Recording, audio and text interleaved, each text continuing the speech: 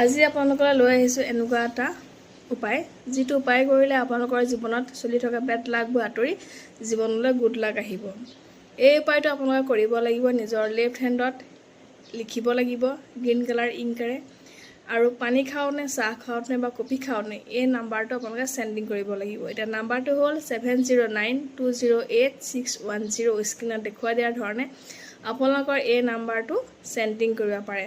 তাৰোপৰি এডাল white candle ল'ব আৰু এখন তেজপাতত নিজৰ নামটো আৰু গুড লাক লিখিব। তাৰপিছত এই নাম্বাৰটো তলত লিখি জ্বলাই দিব।